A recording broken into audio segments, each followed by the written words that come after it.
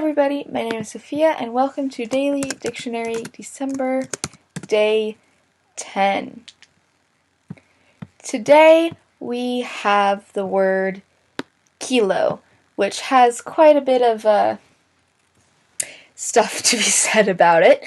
So first of all, let's go over the literal definition. The literal definition of this word is in the verb form, and that is to speak.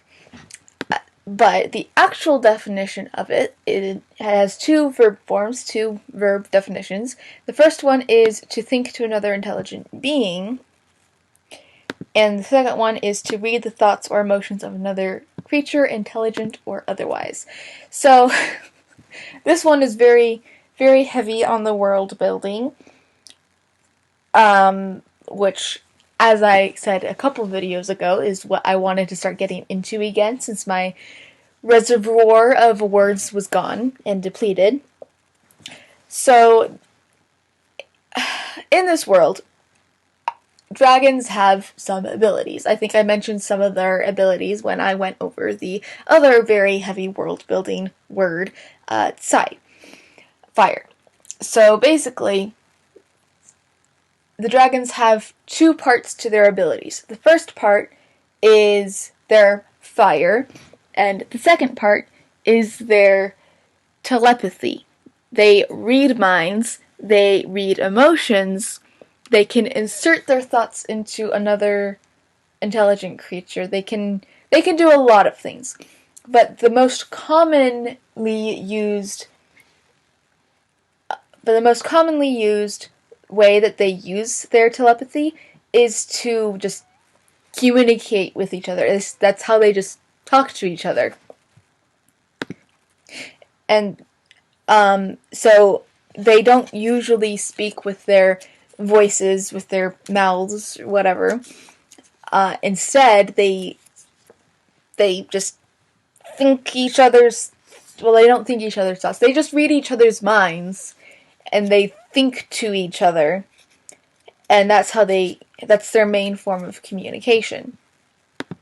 In fact, this whole language that I've been creating,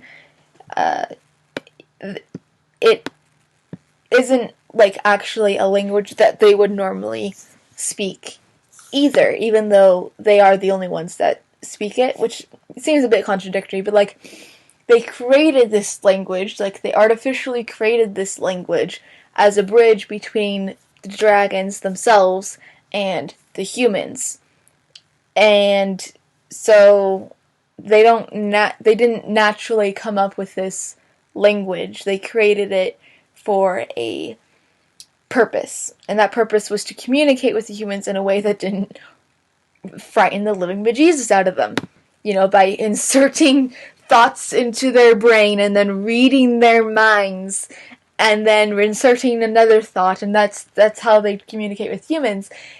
And like that's kind of not normal for humans, So they needed a bit more of a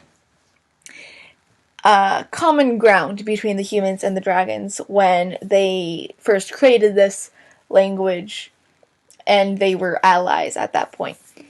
So, yes, dragons' main form of communication is telepathy, is thinking to each other. So they can think to other dragons, they can think to other intelligent beings, such as humans.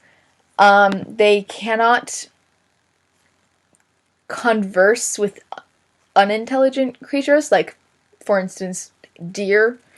They can't. They have some limitations, right? So in this definition word thing, I just wanted it to be all the purposeful things that they do. So they purposefully speak to each other. They purposefully read thoughts or emotions. And sometimes they just overhear thoughts or emotions, or they accidentally speak to another being with their thoughts. And I wanted that to be kind of its own definition as well. So that's why those definitions aren't within this word. So this is how you write it. I hope you have a good day. Bye bye.